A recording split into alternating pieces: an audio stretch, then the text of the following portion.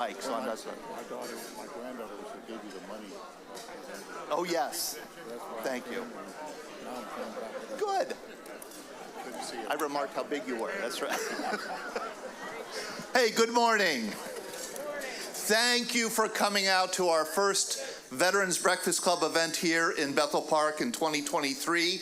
It is wonderful to have you. I know we have several people here who are at a Veterans Breakfast Club event for the first time, so I will introduce myself. My name is Todd DiPastino. I'm the Executive Director of the Veterans Breakfast Club, founder, and as you can see from our logo, we've been doing these kind of events for 15 years. We started right on Fort Couch Road at the Crown Plaza at one of their ballrooms with 30 World War II veterans in the fall of 2008, and we've continued to expand and have these kind of programs ever since. You never know what you're going to hear. I'm not a veteran. I teach and write history, and so I get to ask veterans all kinds of stupid questions that they would never, ever ask each other. But it's educational for those of us who haven't served to hear, and it's inspirational to hear these stories. And I think veterans get a lot out of it because when you go through life and you get to be an advanced age, am I right, Ed? Yeah. Yes. You accumulate a lot of experience and a lot of knowledge and a lot of wisdom, and there's almost something, I believe, like biological about wanting to share what you've learned over the course of interesting experiences. And no matter where you served or how you served, you know, when you raised that right hand, when you went through that basic training, you were indoctrinated into a special subculture, very different from the regular civilian world. And you learned a thing or two, especially you Marines, Ray. You get indoctrinated in boot camp. Yes, sometimes they have to pound it into you. Sometimes you learn it easily. But man, it's fascinating for me as an outsider to the veterans community, to the military community, to hear these stories and to learn from them. We always like to begin with the national anthem, and we have Harry Van Riper. There he is in 1968 up on the screen. Here he is today. He is going to be leading us in the national anthem, and I'm going to ask you a few questions, Harry. Okay? All right. All right, Harry. Why don't you go over there? Stand back over there so they come on the stage so they can see you. That's all right. We ready? Oh, say, can you see by the dawn's early light what so proudly we hailed at the twilight's last gleaming, whose broad stripes and bright stars through the perilous fight o'er the ramparts we watched were so gallantly streaming, and the rocket's red glare, the bombs bursting in air, gave proof through the night that our flag was still there.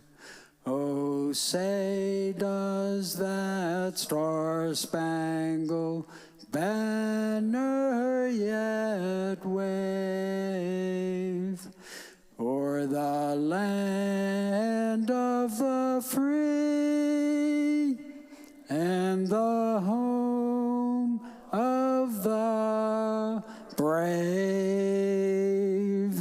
Oh, right, Harry. Thank you. You may be seated. Except for you, Harry. You stand. Yeah, you stay, Harry. Thank you once again. And I do want to thank UPMC for sponsoring this event. They're going to be speaking, and of course, Rocky Bleier. I kid myself they're all here for me. Nah. I know it's Rocky Bleier, and I'm very grateful to have him take out a huge part of his day to come and join us here. Harry, you are our poster child for our VBC magazine this spring. There you are on the cover. You're the cover boy. There you are receiving a Purple Heart. You lost your left arm on August 19th, 1968? Yes, yes. And where are you when you're getting the Purple Heart there? Well, that actually was in a hallway. If you look at your table of contents, it's an ugly door and all.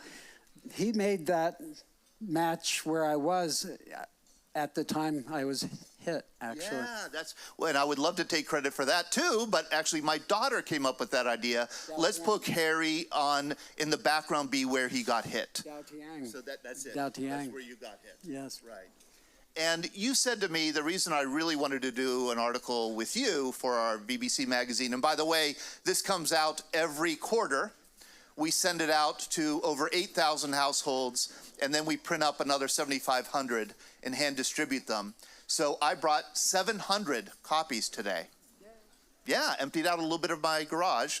So feel free to take 25, 50, 100 with you. If you have somewhere to hand them out, that's wonderful. That's the main marketing we do, and this is how people find out about the Veterans Breakfast Club. You said to me years ago, Harry, losing my arm was the best thing that ever happened to me. And that was the kind of quotation that stuck with me, and I would think about from time to time.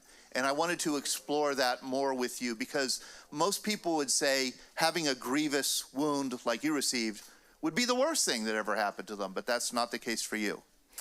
It was a challenge. I was in graduate school, molecular genetics lab. The teacher said 2 hours behind or more, most likely. It's a really, really rough one. I was 15 minutes behind. The next closest person was 2.5 hours behind. What this has done for me is it made me think everything through very, very thoroughly. How am I going to do it with one hand? So I had to think that through, and it then transferred to everything in my life when I do things, not necessarily a molecular genetics lab, but when I go through something that I have to get through, I think through very thoroughly before I do it. And you, and I've talked to your family members, you've never felt sorry for yourself, and you've never considered yourself disabled. No, not really. I pulled car engines by myself with one hand. I was a mechanic. I used to build race cars way back. But yeah, I haven't found something that I haven't been able to figure out a way to do it. You figure it out. You figure out how to do it. Yeah, and that's what makes everything I do to the best of my ability, because I think them through so thoroughly. Yeah, it's a given. Well, thank you, Harry. Thank you for coming this morning, sharing your story, and sharing your story for the magazine. Thank you for the story. You did a wonderful job, and I'm blushing. Thank you very much. Hey, we have these events also online every Monday night at 7 p.m. We call it VBC Happy Hour. We have people join us from all over the country, all over the world to share stories. We're able to get really fascinating people from all over. Last night, Sean Hall, our host of VBC Happy Hour last night, had a wonderful guest, and I was with him, who just wrote a book on the 12 soldiers who guarded Saddam Hussein in the months before he was executed. Boy, was that a fascinating program, a fascinating conversation. We had 9 women on who received Purple Hearts. Of the 2 million Purple Hearts that have been awarded since World War II, 500, only 500 out of those 2 million have been women, and we had 9 of them on to share their stories. They were wounded in Iraq and Afghanistan. Women simply haven't been exposed to combat until very recently, and so the number of women who've been wounded is lower than normal. Ron Worstall. Ron, you're here. Ron appeared with us. Where is Ron? Hey, Ron. There's Ron. Very graciously joined us several weeks ago for the screening of a documentary that he's in about Agent Orange in America and Vietnam. We had a fascinating conversation about Agent Orange and what it was and what it did and what it's still doing today. And, we're able to have these kind of broad conversations with veterans from all over join us. And then very recently, one of our most popular programs was a 99-year-old man who lives in Maine. And he emailed me and said, I remember I joined the Navy before Pearl Harbor, and I remember pretty much every day of my service. And man, did he ever. He served on 11 different ships. And we did a 90-minute program with him, and we're going to schedule a part 2 because I think we just got through 5 of his ships, 5 of the 11. So he was and he joined us last night just to say hello also. So these are the kinds of programs that we have. Thursday night, this Thursday at 7 p.m., we're screening another documentary called Scramble the Sea Wolves. Some of you Vietnam veterans, especially if you were in the Mekong, may remember Navy helicopter operations in the Mekong Delta. That was an experimental thing in 1966. We're going to have the filmmakers, we're going to screen the film, have the filmmakers on, then for a conversation after the screening at 7 p.m. on Thursday night, and then have those Navy helicopter pilots who served in Vietnam and were a member of the Sea Wolves. We're going to have them share their stories. So this is going to be a big event that we have Thursday night. Again, you can connect to these events through our website, veteransbreakfastclub.org. I do want to recognize some of our older World War II veterans. We have, by my count, 3 World War II veterans with us today, and at least 3 Korean War veterans. Warren Goss, you are one of our, could you stand up, Warren, please? I'll try, he says, I'll try. I thought of you, Warren, when I saw this picture. I watched a movie recently, a bad movie, I don't recommend it, called Objective Burma. Errol Flynn, that's right, Ray McNowski knows it. It's a terrible movie, holy mackerel. Errol Flynn, Objective Burma, it's from the war era, and in that movie, at least 10 times, a soldier takes a grenade, pulls the pin out with his teeth, and then throws it. Did you ever do that, Warren? Never did that in my life. Never did that. If he had any damn sense, he wouldn't do it either.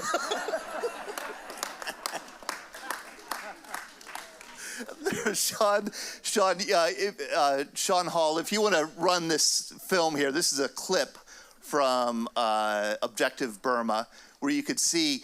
And the other thing that he does, if you run the clip, Sean, a guy has a grenade, pulls the pin out with his teeth, and then he says something funny before he throws it at the Japanese. He says, "Mazel tov," and throws it. Did you ever, crack a joke like that when you were in college? I didn't crack a joke. I didn't want nobody to know I was there. Here he is. That's it. He pulls it with his teeth. Mazel tov. Yeah, what a terrible movie. Hollywood can mix a lot of things up. Did you, as a kid, you probably saw movies and maybe war movies. Did those movies, was war what you expected it to be, or was it different than you expected as a young man? I never thought of war until I got to be 16. And then I went to the Pennsylvania Auxiliary when they bombed Pearl Harbor. I joined that, and there's where I learned the infantry. All of that is before I was 16 then. I was in there maybe a year and a half or so, I forget. And people should know this is Warren here. He landed on Utah Beach on D-Day, June 6, 1944, and fought all the way through Germany.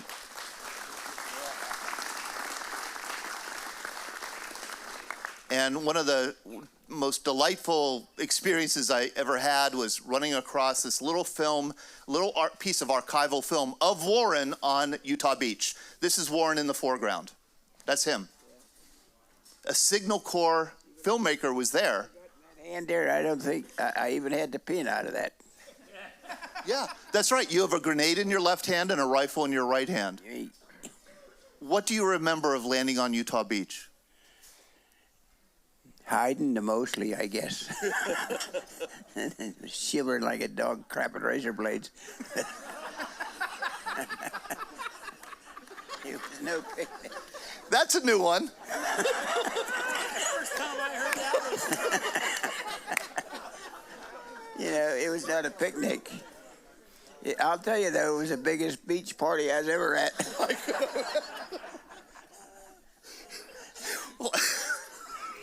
Hey, I asked for it, yeah. Warren. We couldn't hear it. Oh, you didn't hear what? Could you repeat that colorful? You were shivering like a what? You tell them. He said, I was shivering like a dog crapping razor blades.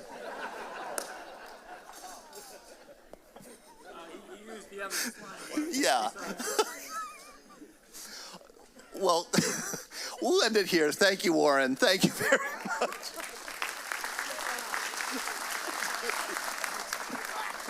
Hey, and I do want to also recognize we have Bob Stevens with us. Bob is a Navy vet, World War II. Thank you, Bob. Bob, how old are you? 99. You're 99 years old. I will just ask you, did you like the Navy? Oh, yes, I like the Navy. What did you like about it? I don't know. I guess the discipline, I suppose. I don't know. I was a young kid in those days. I don't know. Yeah, you were a young kid. Did you come home changed? I mean, I would imagine the experience of war in the Pacific changed you. No, it probably did, but I wasn't aware of the change at the time. Yeah, right. Sure. Well, thanks for coming today, Bob. And then finally, we have Isla Cole, who is a Navy Wave veteran, World War II. Thank you, Beth, for bringing Isla. Hello, Isla. Hi, Todd. Thank you for coming today. You picked me right when I had my mouth full. How old are you, Isla? 98. 98.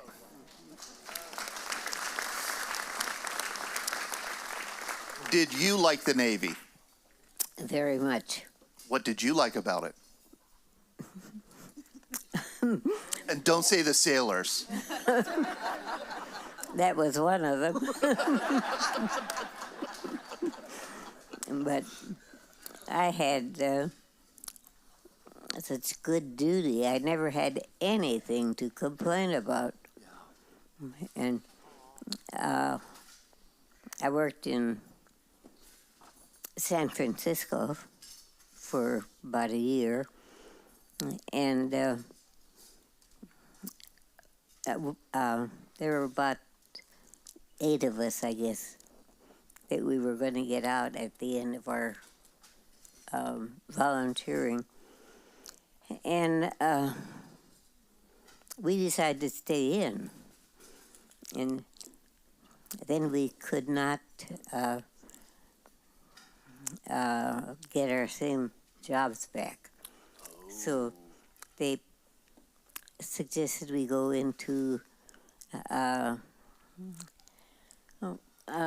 see, it was with MATS, Naval Air Transport Service. Right, right. And we changed the rate, and I became like a stewardess. Yes. Yeah, so you flew from San Francisco to like Honolulu, right, regularly. Mm-hmm. That sounds like good duty. It was. And then our plane was in a rotation, and if it was being worked on for some reason, they took us out, and we had to wait for the next time it became available. So we would spend time on the beach, and and it was just a good time. Yeah, I could imagine. And I was in the Navy, but I never really learned to swim. Isla, thank you so much for joining us today. Beth, thank you so much for bringing Isla. How terrific.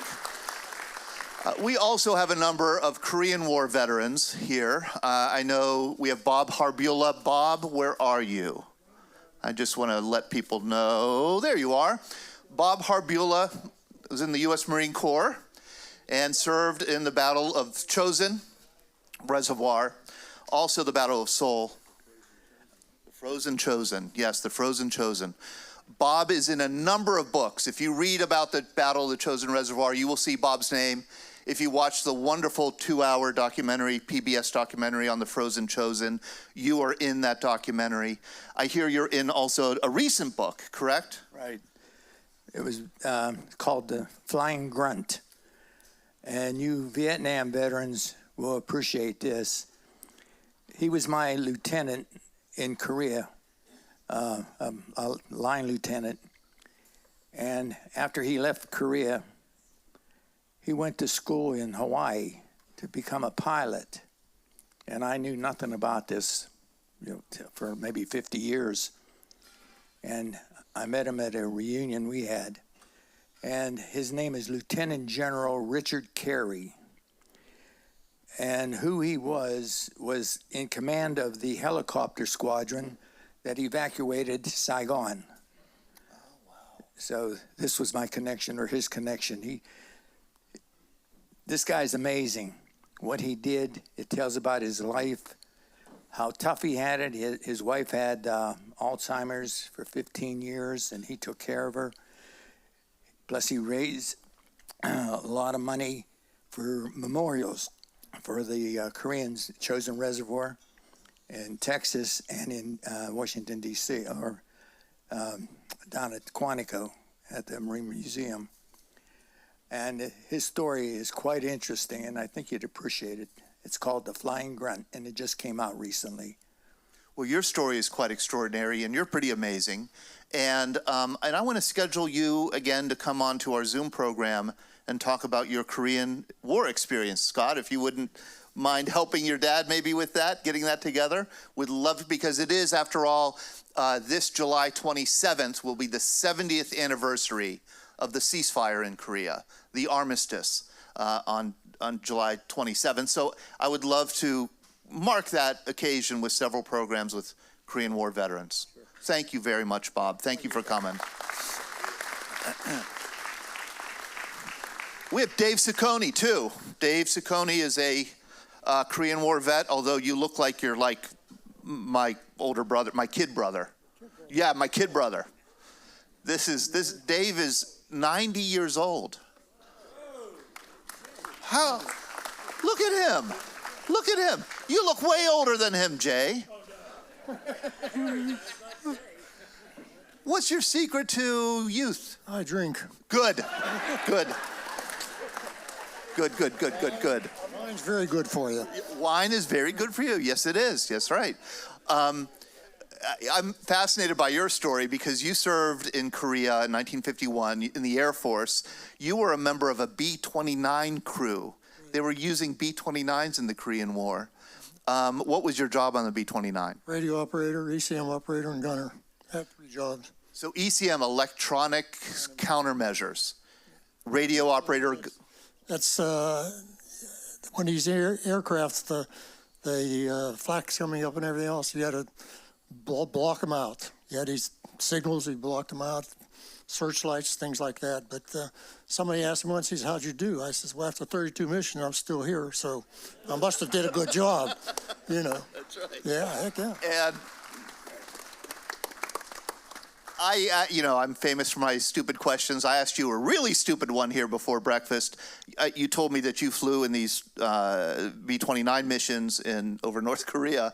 And I said, did you get shot at? And you looked at me like, how stupid are you? So you did get shot at? Yes. Wasn't very good.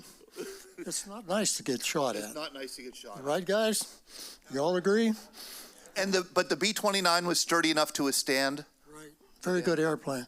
Can I tell one story about Korea? Yeah, tell one story. Well, Lieutenant Gliffa, who went to West Point, he was an All-American football player. One day he came out with him, he threw a hand grenade 100 yards. I says, I hope he threw it downhill, because I don't think you could throw a hand grenade 100 yards. Well, he was a football player. Figure that out. So, of course, he didn't pull it with his teeth either, I don't think. But, hey, it was a good 4 years. I enjoyed it. You enjoyed it. That's all I got. Could you come on Zoom sometime? Maybe get Stan to have you come on, share your story. He's too young to come out with me. Yeah, all right. All right. Thanks, David. Take care. And then finally, before we get to UPMC and Rocky Bleier, Tom Smith. I do want to recognize Tom. Tom, Korean War. Back there. Tom Smith is another one. Tom, I thought of you and quoted you often last month for Vietnam Veterans Day. It was, would you mind standing up, please, Tom? It was Vietnam Veterans Day on March 29th. and we had a nice big program for Vietnam veterans at the Heinz History Center, and I quoted you.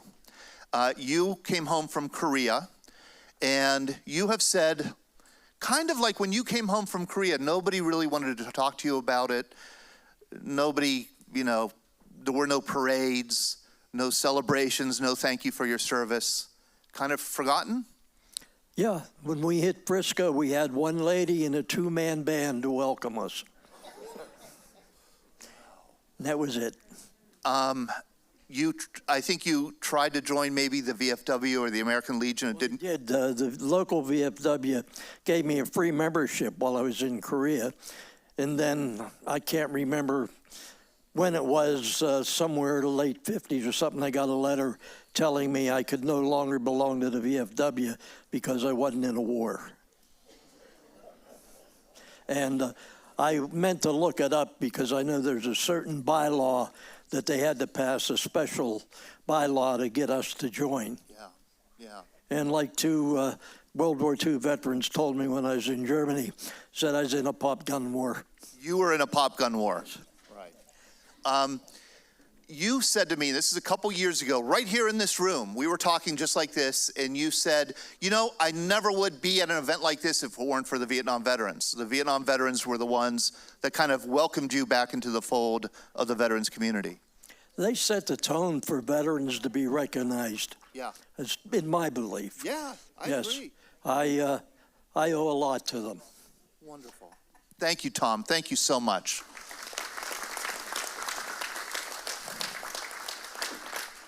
We have UPMC for Life with us here, and we're very grateful for you guys to make this event possible. Thank you, Joan and Ashley. And we have Chris Preffer and Mike up here. Here we go. Hey, Chris. Is Chris there? Where's Chris? Oh, the other end. There's Chris. I'm going to show a picture of Chris. Would you mind advancing the slide? There he is. Chris is 21 years in the Air Force. You served both in the enlisted side and officer side. Yeah, that deserves a round of applause.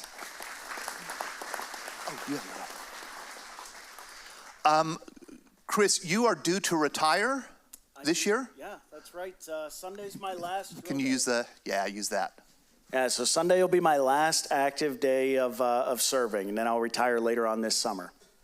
Sunday? Yeah. Yep. Will you It's miss exciting. it? There's aspects of it that I enjoyed. I'm glad I did it, but there's a lot of things that I'm glad that it's over and just don't have to do it again. Well, yeah, and you have a young family, and you've had many deployments to Afghanistan. To Afghanistan, I went to Kuwait and to Turkey and to Guam. I like to say that the deployments progressively got worse. It started with Guam, then to Turkey, then to Kuwait, then 2 times to Afghanistan. Right. I will not miss those. And you're at the 171st Air Refueling Wing. We have Deb Krall here. Deb. We do. Yeah. I served with Deb for a long time, and Mike, who's in the back, working the camera as well. Mike's a 30-plus year veteran also at the 171st and with the Air Force. And what was your job? I know you've had probably many different kinds of jobs in the Air Force, but what is the job that you're leaving? Yeah, so the job that I'm leaving now is really with like HR for the Air Force, but the one in that photo, I was a logistics officer, and that was in Afghanistan. I think that was in Bagram when that was taken. So I was there in 2013, and my job was to help move all the equipment and people out that we had built up over the decade or so that we were there. And what was happening is that the Army and Marines were moving everything, but via convoy over the road. So there's only really 2 roads out of Afghanistan through Pakistan, and Taliban and others knew what those were. And so there was a lot of death. There was a lot of injuries and wounded coming back. So my job was to develop the operation to move everything by air that truly needed to leave the country. So that's what I was doing there, was moving to another forward operating base that day to lay out another logistics plan. Chris, you're several generations younger than Warren Goss here, who just talked about, being in combat, being in war. Was war what you expected it to be? And how did you deal with any fear or danger? Yeah, so I'll say that my time, especially in Afghanistan, was the most alive almost that you ever feel, because you focus on that day and whatever's happening in that moment. It's not so much the what's going to happen, 2 months from now or 3 months from now. I always had that countdown timer of when am I leaving, but the focus was always just that day. What's happening today? How interesting. You're also here, you're really the one more than anybody else responsible for this event today, responsible for bringing Rocky Bleier here.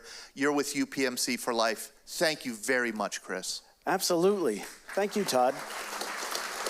So, Todd, thanks for the introduction. To Christ Church, thank you for living out your mission of building an inclusive community, sharing Christ, transforming love, giving this space to us. To the Roundtable Ministry, thank you this morning for the breakfast. Todd, thank you for putting these together to create a community, to be able to share these stories so that the memories can live on of what you all have done. So like Todd mentioned, I am here with UPMC. I actually work for the Medicare line of business, UPMC for Life, where Mike and I actually got to create a Medicare Advantage product specifically for veterans. My dad was a 35-year Air Force veteran, retired, has Medicare and TRICARE for Life. How many in the room have TRICARE for Life or retired? That's wonderful. So I created a product specific for my parents, my mom and dad, who are 74 and 77, they had original Medicare forever, and with original Medicare and TRICARE for Life, it was the best thing going until we created a product called PPO Salute. Stop back and see us. It'll help put money back in your pocket, give you great coverage, and cover things like dental, vision, and hearing with a $0 premium. It also adds $60 back into your Social Security check.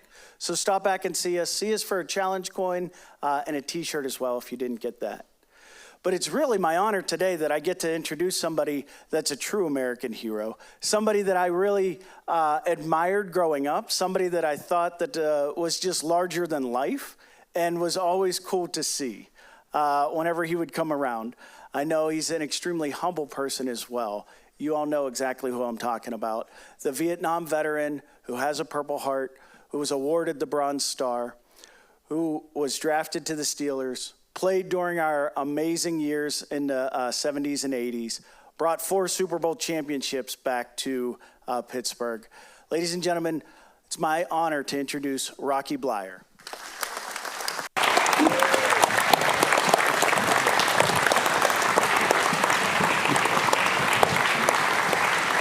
Thank you. Thank you. Chris, thank you. Thank you, please. Obviously, it's a great pleasure to be able to be here and share this morning with all those you veterans that are out here. And I want to thank Chris and be associated with UPMC and Medicare, and because it's a wonderful product, and so I'm happy to be associated. Also, Todd has been thanked and thanked and thanked, but I want to take that opportunity to have an opportunity to be able to tell stories. And every one of us has a story of one nature or another. And one of the things I've come to kind of learn or experience over these past years, especially from Vietnam veteran era, is that I would get feedback from kids, family, grandkids that said, yeah, Dad served or Grandpa served, but I never heard a story. He doesn't talk about that experience. And I always think that's somewhat of a shame, only because of the fact that that's how a generation learns from another generation about the stories that we have and the experiences. And it doesn't necessarily always have to be combat. It's the fact that you served. Because there is a percentage of us, no matter what, in that era that we had served other places around the world. But we did a job, and we did a duty, and we had a responsibility, and we learned lessons along the way. And really, it's those lessons, those experiences that we had, good times, bad times, because no matter where we ended up, we all went through basic training of one nature or another. Advanced infantry training, getting an MOS, going someplace else, the travel, the experiences, whatever it is, wherever we landed, are stories that need to be told. And so I'd like to share you somewhat of my story for those who have not read the book or saw the movie or see anything on ESPN and so on, or those who aren't a Steeler fan, so I will talk about that. But I was thinking, speaking of Steeler fans, and I'm assuming just that we're all Steeler fans, that are here. I mean, thank you very much. Thank you very much. For those who aren't, they're afraid to stand up and to admit that they're not. But I want to talk just very briefly about this year's draft.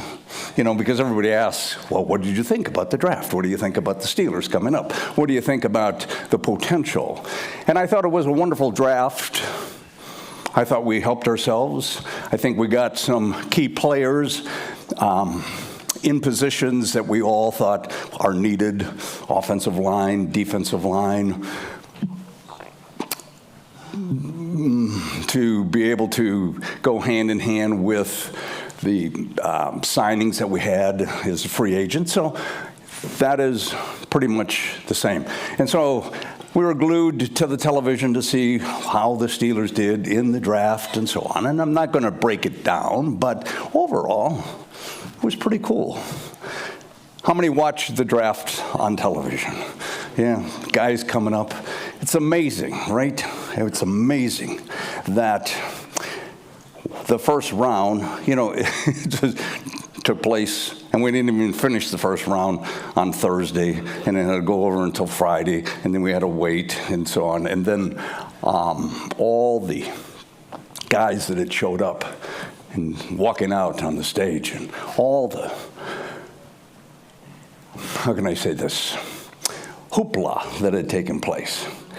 And I put it in perspective as far as change is concerned, because that was not the experience I had when I got drafted by the Pittsburgh Steelers 55 years ago. So my experience was somewhat different. I was in South Bend, Indiana, my senior year. And so the draft would come on, as it is now. And this was Sunday, so it took place Friday, Saturday, Sunday. There were 17 rounds that were selected during that period of time. There was no free agency as much as they signed at that time. And so it was a Sunday afternoon. So Friday, I wasn't expecting to be selected in the early rounds, and Saturday came by, and now it was Sunday. And so it was Sunday evening. And we had gone out to dinner, my roommate, another player, with a family that became friends. And so we went to their country club, dressed up in shirt and tie, had a nice meal. We were talking, came back to their house, had a little libation thereafter, and we were talking about, spring break, what are we going to do, where we're going to go, about the last semester in school, and, maybe what our futures would hold, when all of a sudden, the news came on. Sports.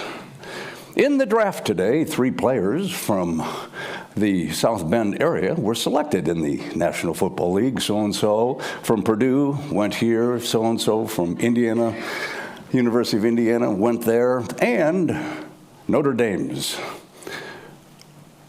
captain, Bob Rocky Bleier, was drafted number 16th by the Pittsburgh Steelers. There was a pause in our conversation.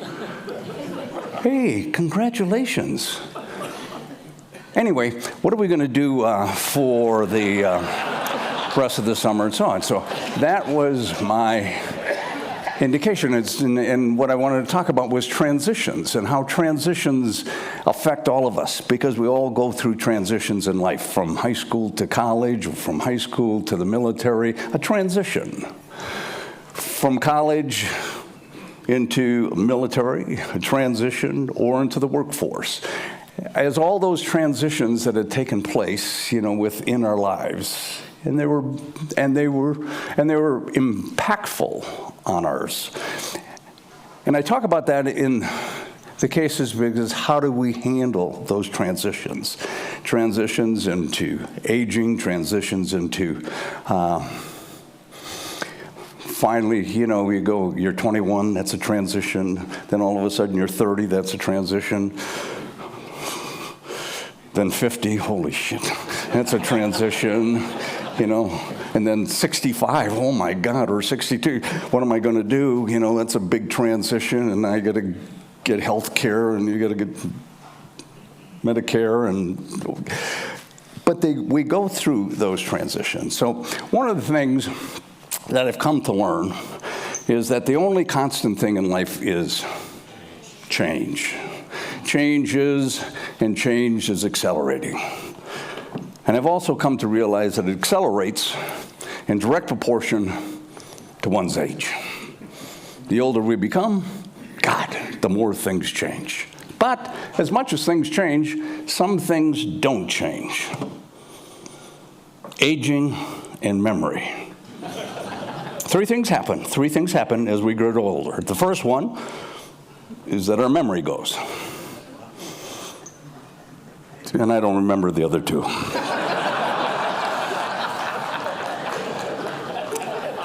But why does that happen? I mean, why? Why all of a sudden do we forget to bring the cigars that we're going to bring for me, or the picture that you're going to bring for me, or the book today that you're going to have me sign, and we forget about that? Why? Well, for me, to put that in perspective, I came across a book called River Horse. And in the book, the author, William Least Heat Moon, wrote that our physical components change every 7 years, so that our brains continuously pass memories off onto a complete stranger.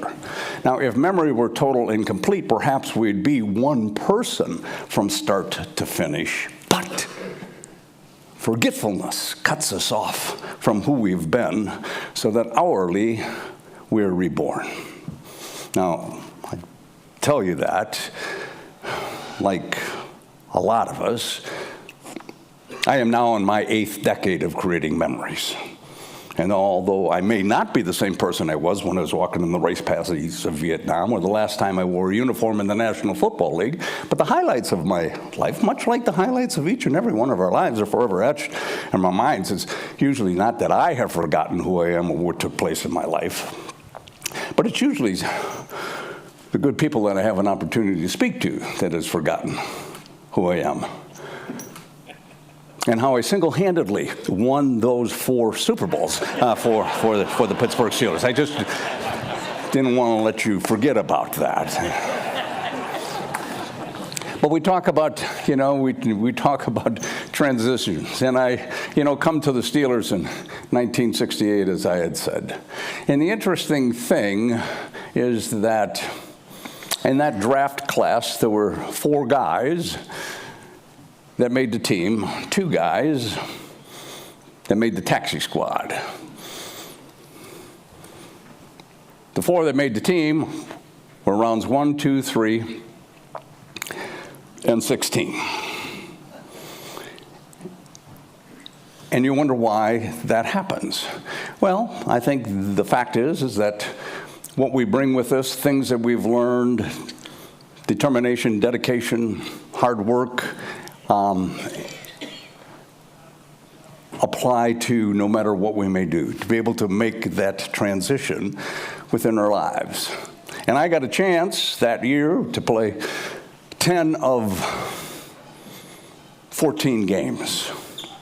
And I was getting ready for the 11th game, and I have to tell you this because some of you had this experience. I was sitting in front of my locker at Old Pitt Stadium, and the locker room there was cramped and pungent and laid out like every locker room before or since.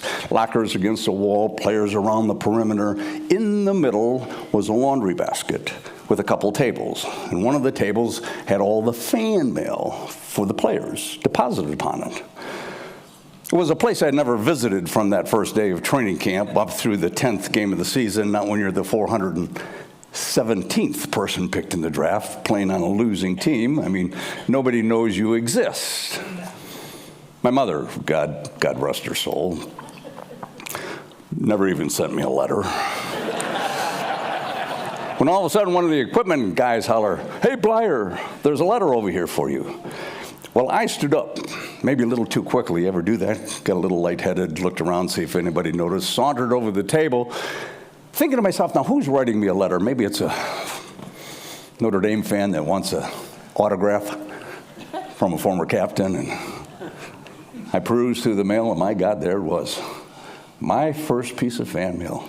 And I have to tell you, I picked it up very tenderly, opened it up, slipped out the paper inside, unfolded it. And it said this: "Greetings. We'd like to inform you that you've been inducted into the armed services of your country." Now, I have to tell you in all honesty, that was the worst fan letter I've ever received. Like everybody else who got their draft notification back in 1968, there was no lottery back then. I was not necessarily embracing my soon-to-be current change in life, and I quickly calculated my options. Why? Because we had options back then. We could leave the country. Some people were doing that. Yeah, but not me. Okay. You could not show up. Consequence: go to jail. That's even worse. You could apply as a conscientious objector to that conflict. But coming from Appleton, Wisconsin, what was I going to object about? You could enlist, but that was a 4-year commitment. Being drafted was only 2 years at that time. Or you could join the reserve or the National Guard, but this was 1968, the height of the war. All those spots were filled. I was quickly running out of options.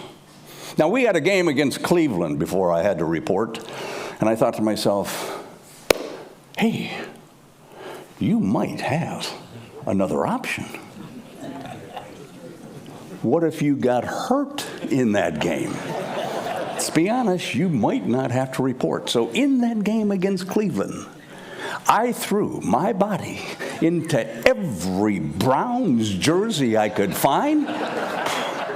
Stupid Browns, they couldn't even hurt me when I wanted them to. But like all of us, when I knew I was going to go, there was a certain relief because we wanted to live up to our responsibility. I mean, what would I tell my kids if they ever said, hey, Dad, what did you do during the war? What if I truly disappointed Mom or Dad? I remember the first letter I wrote home. It said this: Dear Mom, Dad, Vietnam's really not as bad as I thought it would be. We're on the ocean side. Sometimes we're allowed in it. Temperature's about 80 degrees. The heat's about 100 degrees. Really makes a difference. And I thought, you know, how many kids like me wrote that same kind of letter home the first day they were in country? Yeah, it's a tropical paradise. And I wrote home often. I'm going to tell you just the way it is, I'd write. So if you want something to worry about, I will give you something to worry about. Then I wrote, ha, ha, ha. I mean, that was my policy. I mean, think about it, guys. There was no text, tweets, posts back then. Hell, we could be dead by the time they got our letter. So I wrote to them about the elephant grass. It was tall and sharp, and about the leeches that were short and sharp, and about the wait-a-minute vines where you'd be out on patrol with your unit, the 100-plus degree temperature. Temperature is so hot it'd make your nose bleed. The temperature that would deconstruct this body from over 200 pounds to 165 pounds. And come across these vines that had thorns on them, like little fish hooks, and all of a sudden you get caught, and the more you try to get yourself untangled, well, just the more you got yourself tangled, and the only thing you could holler was, wait a minute, until you got yourself untangled. Wrote to them about the Viet Cong, who were farmers by day and killers by night, about my luxurious air mattress and the poncho liner I used as a cover, how the mud turned into rivers when it rained, and the only time you got a chance to bathe was, well, when it did rain. How we're in the same clothes 2-3 weeks at a time. I don't think I wrote to them about the occasional Bengal tiger or the snakes. I didn't really want them to worry. You know, I thought I could handle combat, and I don't know how many of you had that same kind of a thing. I thought I could handle combat, and you know why? Because I had the nuns growing up. What was combat like? Well, it was like 16 years of Catholic education. I mean, it was like that. You see, I thought if I could be flip about it, I didn't have to think about it. I didn't have to think about how ridiculously unfunny it really was. And so when the bullet entered my thigh and I was laying on the ground and blood was pouring in my pants, I did think about the nuns, one in particular, my 6th grade teacher. And all the stories that she told us about those soldiers in Korea in World War II, that when the blood started to flow, they started making deals. That's how some of them became priests. And I thought to myself, that's where I'm starting my bidding, okay? You get me out of here, and I'll become well, I wasn't going to become a priest. Okay, fine. What else do you got? In 4 days, I was going to go to leadership school where I had the chance to test out of combat in 4 days, but this was not August 24th, this was August 20th, and bleeding was the best you could hope for because guys were dying, not making deals, dying. So, with a bullet in my thigh and panic in my chest, I still have my weapon, a grenade launcher, M79, and I was launching grenades not knowing where they were landing. We were getting hammered. I put my head down for a moment, maybe reconsidering the priesthood, when all of a sudden I saw a grenade come flying through the air and hit my commanding officer in the middle of the back, bounced off, rolled between my feet, and it blew up between both of my feet, my legs, and again we were in another firefight. Till a platoon fought its way down and dragged us out of there to a secured area. I was 8th in line, and we were just dragged through the night on a poncho liner, 165, 170 pounds of dead meat. And they'd been in battle all day as well.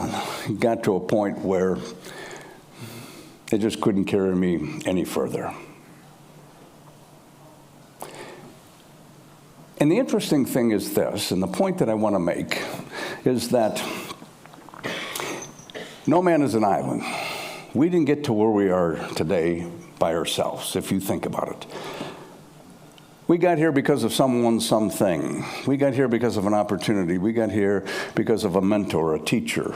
We got here because of a drill sergeant. We got here because of a parent. We got here because somebody kicked us in the rear end, showed us a way, pushed us through the door. We got here because somebody cared along the way. And if you think about that impact in our lives, there's always somebody that has given us some guidance, taught us a lesson, showed us a way. So all of a sudden, my group puts me down and said, don't worry, we'll send a stretcher back for you. When out of the darkness, unbeknownst to me, all of a sudden 2 black hands reach down, scoop me up, throws me over his shoulder, and starts carrying me to the helicopter. Now, the helicopter was a long ways away, and this black man would put me down, my blood all over him, catch his breath, pick me up again, and continue on until he got me onto that helicopter. And I never saw him again. I didn't know his name, didn't know where he lived, I didn't know who he was. But I can tell you this, I'm here today because of a colorblind soldier back in 1969 who saw not that he was black and I was white, but that blood was blood was blood. And he did more for me on that day than if he was my own brother. In some sense, as we all share, we did become brothers in the brotherhood of war. So I got to a aid station before I went to Danang, before I went to Tokyo, before I came back to the States. But it was right in that aid station, right out of the field, IV, morphine, drip. and all those questions that we have of time of need, and it doesn't have to be in the combat, those questions that we have, why me, now what, where am I going to go? I had something, you took it away from me, came floating through my mind. When across from me was a young soldier. He was a triple amputee, lost his left arm and both legs. And every day that I was there, the aides would come to take him to therapy. And I could see him grab that little trapeze that swung over his bed, swing his torso into the wheelchair. And they'd push him out. And he made sure that he would stop at every bed in that ward. And it wasn't a big ward. And he'd stop at my bed. And he'd say, hey, how you doing today? You know, I'll tell you this. You look better today than you did yesterday when you got here. Because let's be honest, when you got here yesterday, you looked like shit. Now, we got some good docs here. We're going to take care of you. I'll see you back in the real world one of these days. And I thought, wow, if anybody could be embittered with their lot in life, would be that soldier with all the atrocities that he had taken place. And I thought, you know, I'm going to at least walk someday. And as I had made mention, I got to Tokyo. And after a couple weeks, I finally got enough courage to ask my physician whether or not I could come back and, well, play this silly game of football again. And his response was something like this. He said, don't worry about it. You're going to have a normal life. You're going to be able to do the things that normal people do. Just don't expect to get back in the gridiron. He said, because in fact, you just won't have the strength nor the flexibility to do the things that are necessary to be a running back in the NFL. For you see what he'd formulated from what? From his point of view, from his stream of information, correct or not in his diagnosis, was a perception about my ability. But as my authority figure, he just sucked that hope right out. 2 days later, unbeknownst to me, I got a postcard in the mail. Simple postcard. It's got 2 lines on it. It said this: Rock, team's not doing well. We need you. Art Rooney. Wow, somebody needed me. Well, they didn't need me. Somebody took the time to care.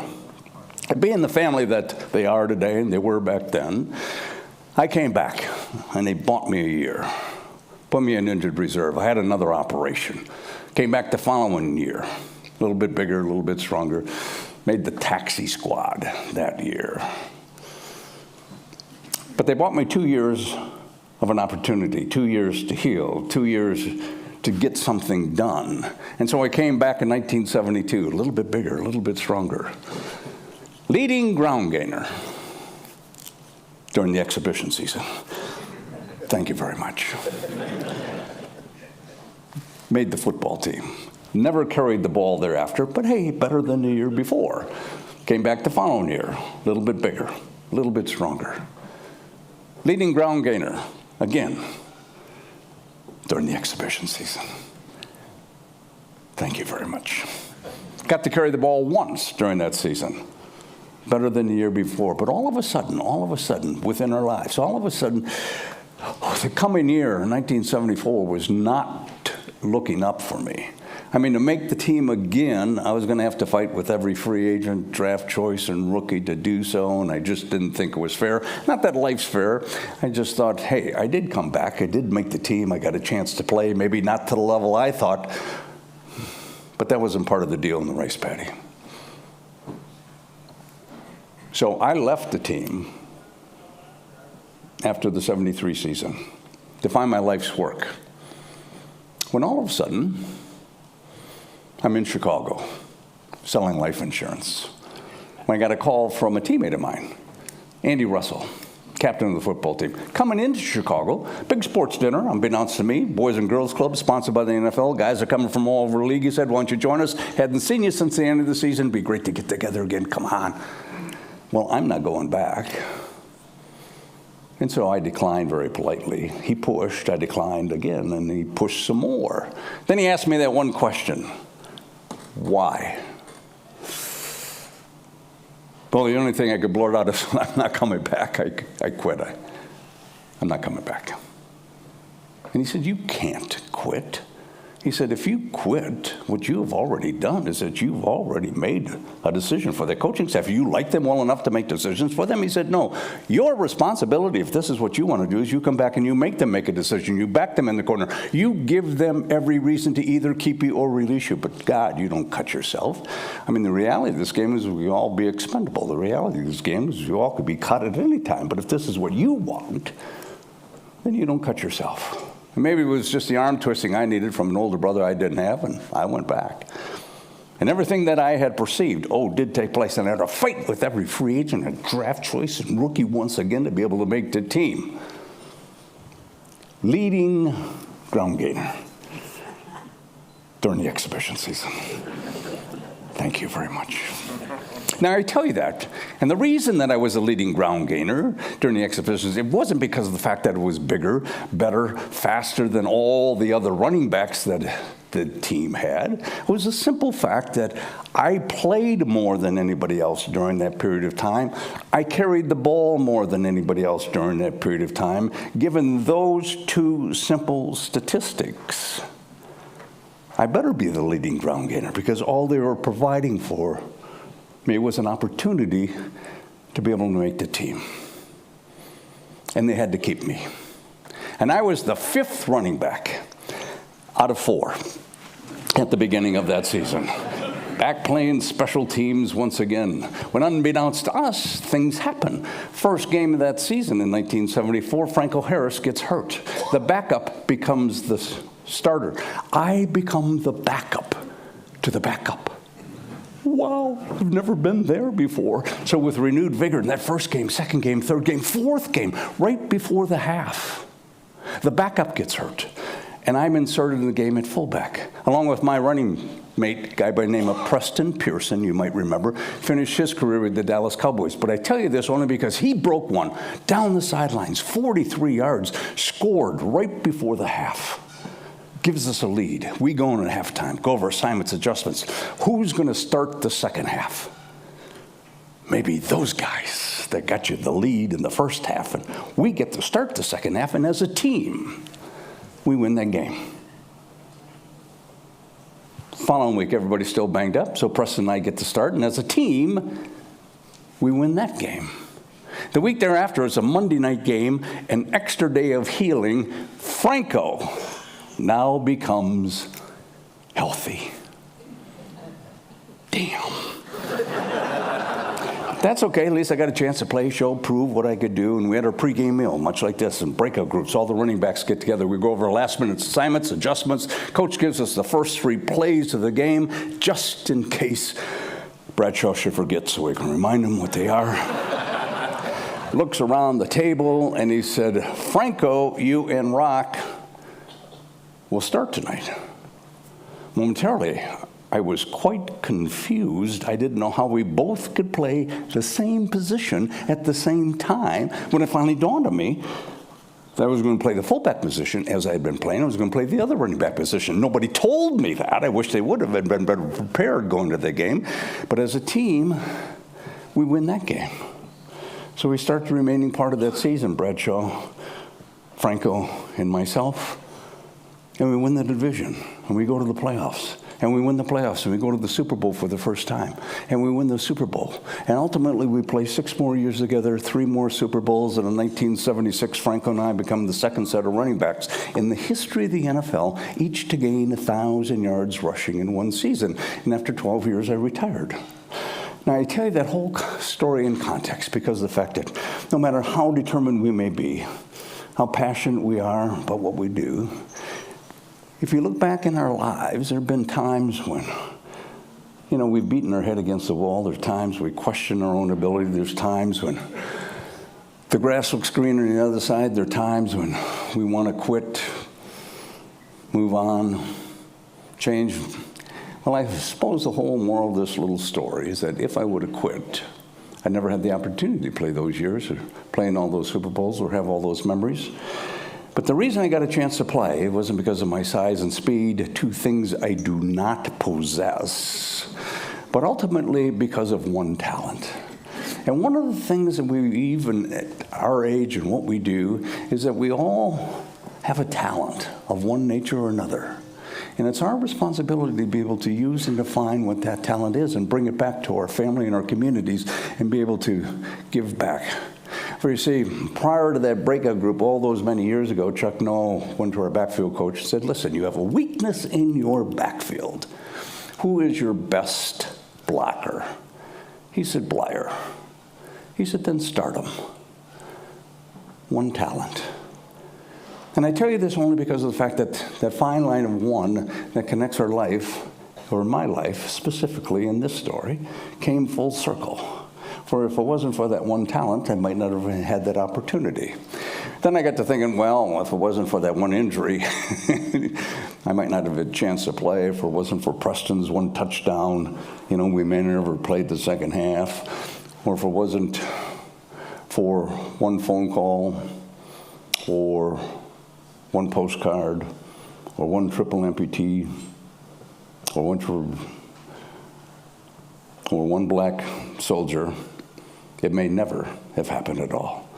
And if you think about it, no matter what we may do, and the impact that we have is that we really have an impact to be able to change lives by being able to talk about our stories and being able to share what they're all about. Because that's the essence as we move forward of generations before, of not knowing but have a better idea and an understanding of what generations had gone through to be able to give them the opportunities that exist. So I want to thank all of you for giving me an opportunity to be able to stand here, but thank you for showing up and supporting what this breakfast is all about. God bless you. Thank you. Thank you.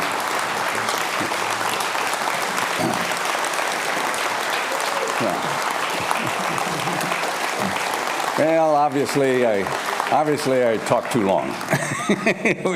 No, not at all. Are we going to have questions and answers? Absolutely. What a story and what a storyteller. Rocky is kind enough to be taking questions to stay with us a little bit longer. Rock, before this started, you and I had a mini conversation. I have one question. My father reconnected with the people who shot him down and also his crew. Did you find the gentleman that picked you up and put you on the helicopter? No. Yeah. No, not in that case, not at all. But I at least had the opportunity to go back to Vietnam and go back to the same area where we were in conflict and got to meet a couple of Vietnamese that had been in the regiment in which we fought, and so at that time, and so that was a great experience. But I also, a part of that was an ESPN deal, is that we're shooting out in the rice paddy. We're shooting in the rice paddy, and so anyway, we walk off to the side, and one of the things I see is this little Vietnamese gentleman on a motorbike, and it's like a little gravel road, and so all of a sudden he gets off and he's watching what's taking place. And I'm sure it's like any neighborhood, basically, where all of a sudden there's a film crew, and you're wondering what's going on and what all these people are doing here in this rice paddy. So somebody says to me, why don't you go over and talk to him? Get me an interpreter. Yeah, and I will, And so I walk over to him, and so I'm waiting for an interpreter to come, and he says to me, Americal Division, Bravo Company, 196. I said, go. What? And he repeats it. Americal Division, Bravo Company, 196. Well, Bravo Company was the reason that we got into a firefight to begin with. Bravo Company was in the field. For those that had worked in Vietnam, we worked out of fire zones, and so off of hills. So we were on LZ West and LZ Siberia, and a company each, and then 2 companies in the field, and on a rotation. And Bravo Company was in the field, and we're up in Siberia. We get a call that Bravo Company is in firefight. They're danger. We get airlifted out into the valley, and we go and get them out of the hot spot eventually, and it wasn't until late that night that we finally get there. But anyway, but he was attached to Bravo Company at that time, and he was, what do we call him? Not an interpreter, he's our scout. You know, he was a scout for Bravo Company at that time, I'm going, wow. And he lives right there in that area on a little farm that he had. And I thought, for me, that came full circle of somebody that was attached, that was there at that moment in time. So that was a great experience. I don't know how I got onto that answer, but I forgot the question. Another question here. Here you go. Rock, in the movie that they did, there seemed to be that some of your teammates wanted you to not be making the team because you were taking up a spot that a better player could take. Right. Can you clarify that and put some truth to that in context? That's right. You know, so we had, you know, we were approached to do the movie about my life, and so it was an ABC Monday night movie at the time, and they were, you know, filming that, and I said, okay, fine. More importantly, they said Robert Urich was going to play the lead, because that's how I see myself. I don't know what you guys see. I mean, that's how I see myself: tall, good-looking, a lot of hair, you know, at the time, and I thought, that's perfect. But like all movies, you know, part of that was the creation.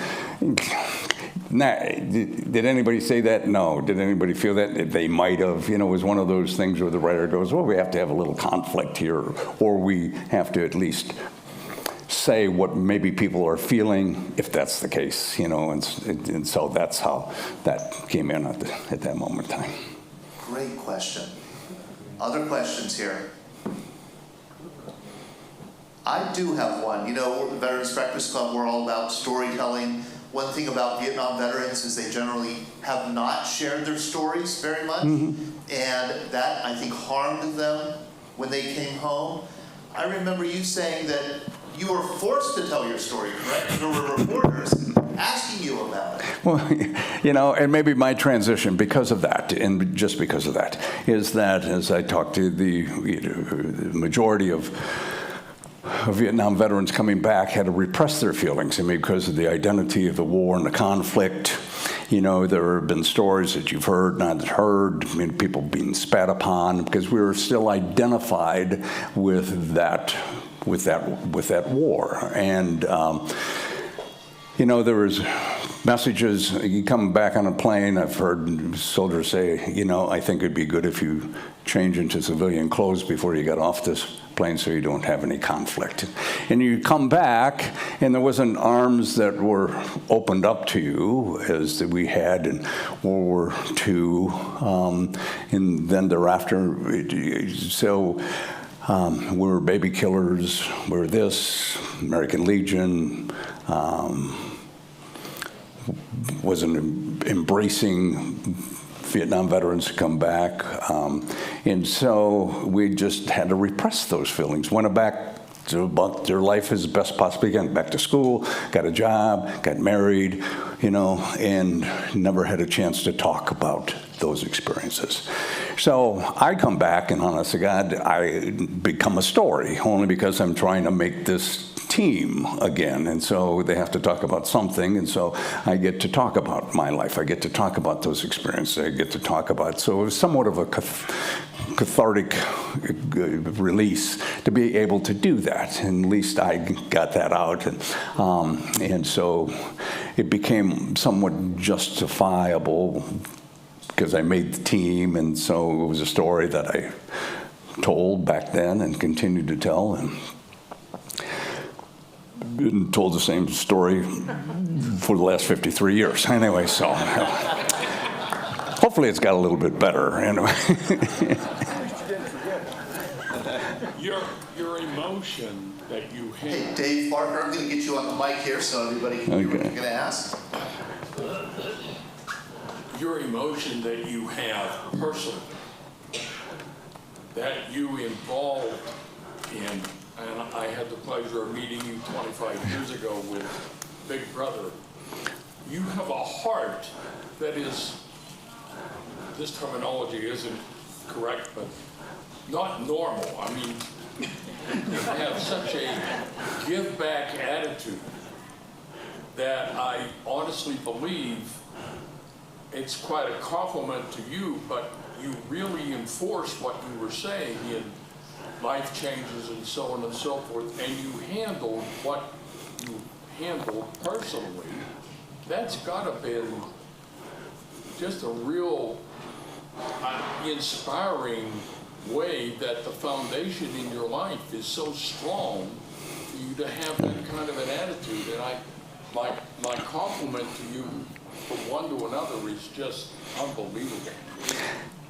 Well, you know, I think basically the fact is that, you know, I feel because of the opportunity that I had, because of being able to play with that team, because of single-handedly winning those 4 Super Bowls and not getting the recognition of doing that, but being put on and involved with that pedestal, and then, of course, being a Vietnam veteran and being wounded and coming back, is that there is a certain responsibility. I felt, you know, that stories need to be told and or as much support. So if I'm put in a position that if I can help by being there or whatever it is, to give recognition to that era, to the soldiers, to whatever veterans need or their issues that are out there, and being a voice of some nature, then that's my responsibility. And I also think too is that for me specifically, you know, is that like all of us, we have to work to get to where we are. You know, and some, let's say, I mean, not to take away, but sometimes with people with God-given talent, you know,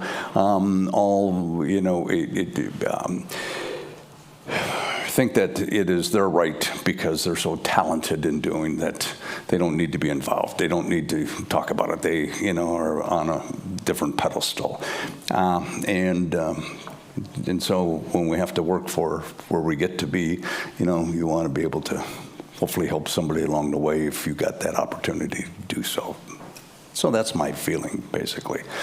And the 6th grade teacher, Sister Blair, would have kicked my ass if I didn't do that. So that was the biggest threat. So. Chuck, would you mind standing up? Chuck Paterky, Vietnam Marine.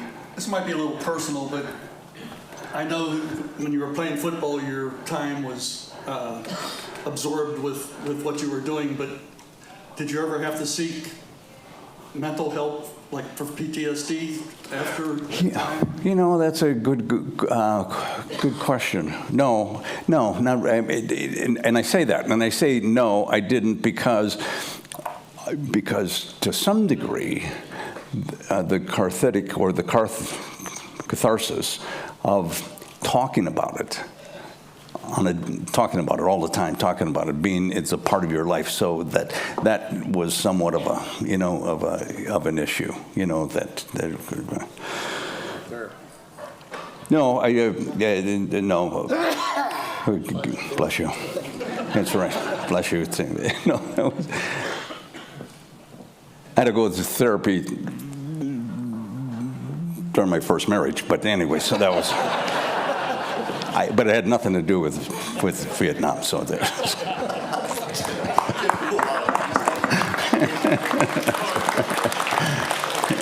Anyway. Rocky, I don't know whether this was an original thought to you or not, but you were quoted years ago in saying that one of the ways that Vietnam veterans were different than veterans of other wars is you went over alone and you came back alone. And that's something that resonated with me ever since. Yeah, and it's true, and I think about it, unless for the first group that went over back in 63, 64, it might have went over as a unit, but after that it was a replacement war. And so you came in, I was the first new guy in 3 months to my unit, and so it's not as if you knew anybody, basically, you were stuck in there.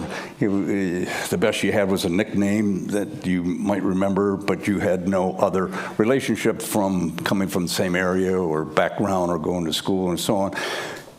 So I think that they finally got that correct. We're, our troops today, are go over as a group, spend their time, come back, go back to training, for a rotation period of time before. But you stay with the people that are there, and you get to know them, and so you have a better relationship. So yeah, and that whole, we're just individuals coming in, dropped in, not a whole lot of training, because that camp that you went through, jungle training before you went out to your unit, just, that was, oh, okay, fine. So it wasn't much until you learned on the job, basically, of trying to get through. John Barber. Yeah, Rocky, I've met you a couple times at the Allegheny Country Club when the NFL had their tournaments up there. Just a quick story. I caddied for Miami defensive back, and he said he caught more passes from Bradshaw than from his own receivers.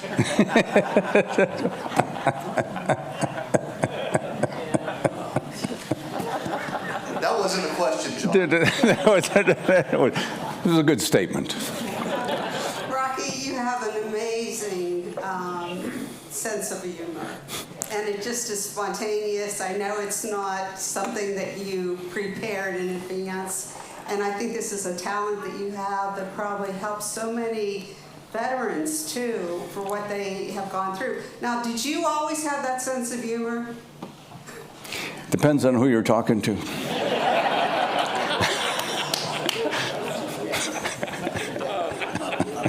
Hey, we've got Irene here. This is a good chance for Irene, for me to let people know that Irene Harrell, stand up, please, she interviews veterans, and she's interviewed probably about 50 veterans. She's a junior at Point Park University. She can meet you in person. You can interview people over the phone, over Zoom.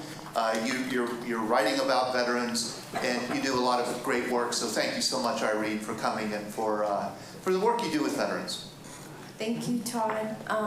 It's such an honor to be here with you all. Rocky, it's such an honor to meet you. My dad, my whole family is such a huge fan of you. I've had the privilege of interviewing many veterans.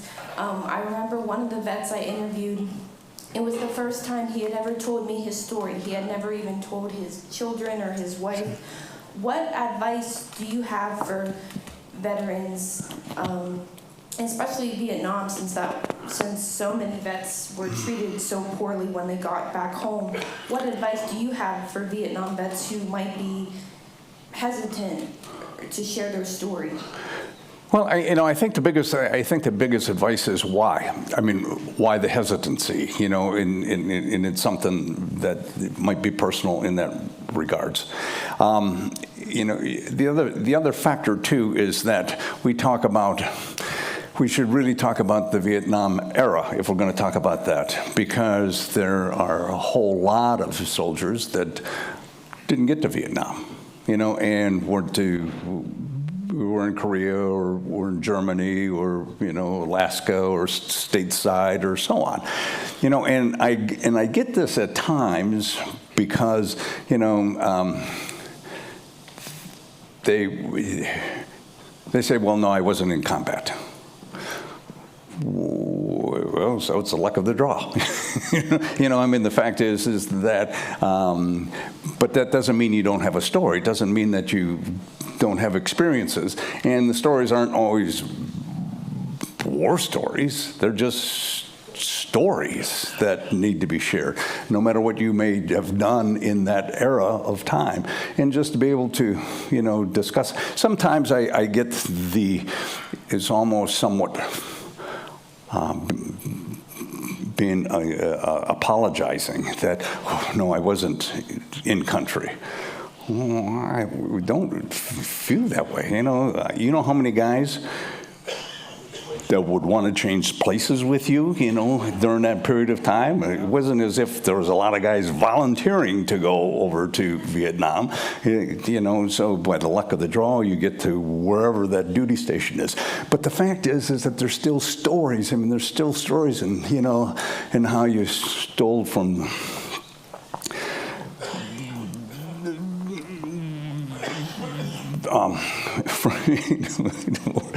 from the kitchen, and how you got extra food and working KP and whatever the duty, and trying to get one over on your sergeant, or I mean, they're all those stories. They're all there. We all experience them of one nature or another. So that is the important thing. As I tell people, I said, like the military, playing sports, for those of us who played football, okay, and I don't care whether it was from junior high to high school, even if you played in college, but the locker room is the locker room, and it doesn't change. It's the same in grade school as it is in junior high, as it is in high school, as it is in college, and is in on the professional level. It doesn't get any better. They're not any brighter. I mean, it's just older. They're still pulling pranks, and they got this, and and you hear those stories about so it's kind of like the same in military. I don't care where you are. There's still those stories and those pranks and those things that you did, and how you snuck off of base, and that are just a part of life, and so those need to be shared, and so that's. We have one more question, Mal.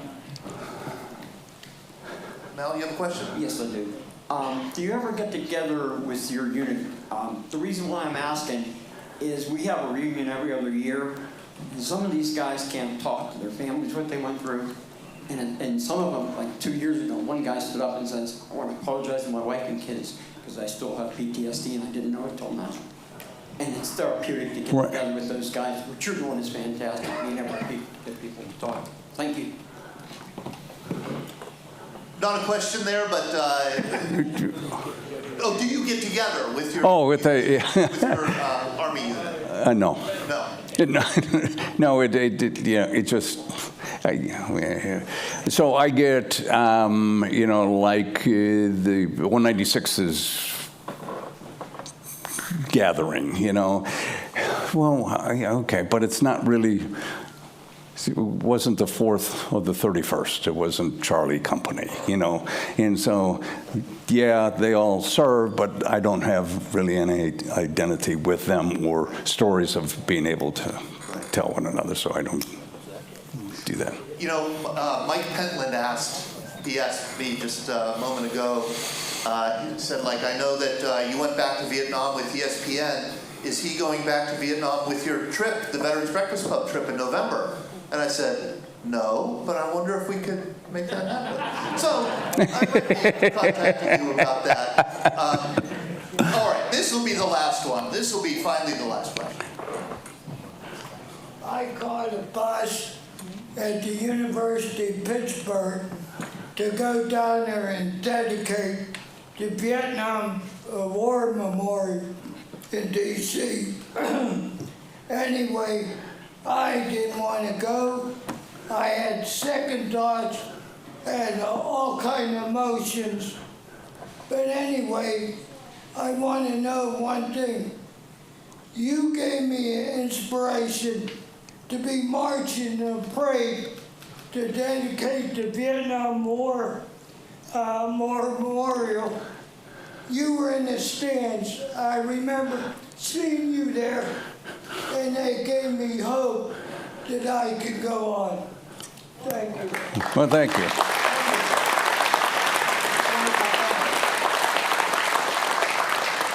Well, thank you. Thank you very much. You know, the memorial is so important. I mean, the memorial, the Vietnam Veterans Memorial, because it's a reminder of those who had committed, you know, and gave the ultimate to their life. But the interesting thing, and you know, so you get involved in issues, as we all do, and so on, and you know, not to.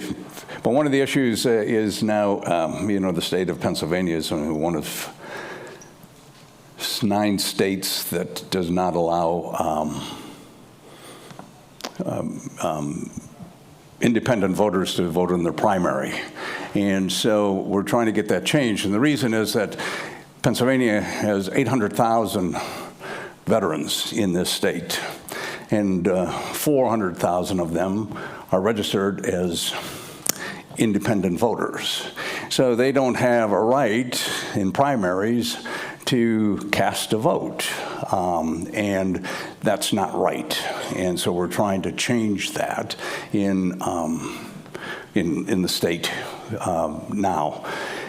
The interesting thing is that on the wall, and here is that on the wall of those 58,000 plus names that have given their life, 60% of those names are under 21 years.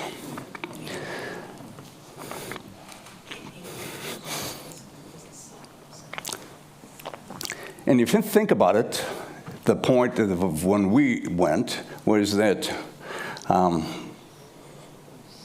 voting age was 21. And the majority of those didn't have the right to vote at that time, but yet they served their country. So it's just a shame that that has not changed, and to be able to have that right to be able to vote. And so, just my little. Thank you very much, Dr. Bleier. Thank you, UPMC, for making this event possible. Thank you. Thank you.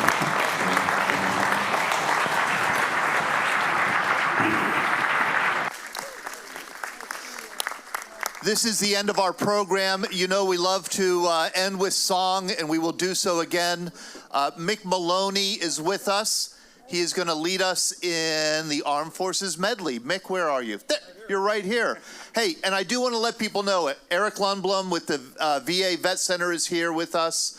Please, Eric, stay for a little while if people want to talk to you. We have Chris Brown, who is heading up the Pittsburgh Veterans Day Parade. Chris, thank you so much. Hang around here. We have Mike Marsula, who's working with veterans to improve housing right here. And who else do we have? Somebody else we had here. Oh, Joe Bodner. How do I forget an old Cold War Army veteran who is here for working with PA Career Links, helps veterans connect to jobs. Mick Maloney, thank you for leading us. You're welcome. You're welcome. This is, I want to honor all the veterans here with my talent, which is singing. And I'd like to sing for you the Armed Forces Medley. And as I sing your anthem, if you can raise your hand or stand up, or everybody stand up now anyway, so we can honor your service. This is Armed Forces Medley that I learned as a barbershop singer. Just wanted to get that plug in there. From the rising of the sun till the battle's fought and won, we will fight for the right to defend our country. We're always ready for the call. We place our trust in thee. Through surf and storm and howling gale, high shall our purpose be. Semper Paratus is our guide, our pledge, our motto too. We're always ready, do or die. Aye, Coast Guard, we fight for you. From the halls of Montezuma to the shores of Tripoli, we will fight our country's battles on the land, air, and on the sea. First to fight for right and freedom, and to keep our honor clean. We are proud to claim the title of the United States Marines. Anchors aweigh, my boys, anchors aweigh. Farewell to college joys, we sail at break of day. To our last night on shore, drink to the foam. Until we meet once more, here's wishing you a happy voyage home. First to fight for the right and to build a nation's might, and the army goes rolling along. Proud of all you have done, fighting till the battle's won, and the army goes rolling along. Then it's hi, hi, hey, the army's on its way. Count off your cadence loud and strong, for where'er we go, you will always know that the army goes rolling along. Off we go into the wild blue yonder, climbing high into the sun. Here they come, zooming to meet our thunder. Atta boys, give her the gun. Down we dive, shouting our plane from under. Off with one hell of a roar. We live in fame or go down in flames, boys. Nothing could stop the U.S. Air Force. And these are the great armed forces of America. They serve America at home or overseas. They serve America. Thank you. Thank you, Mick. Thank you all. Take care.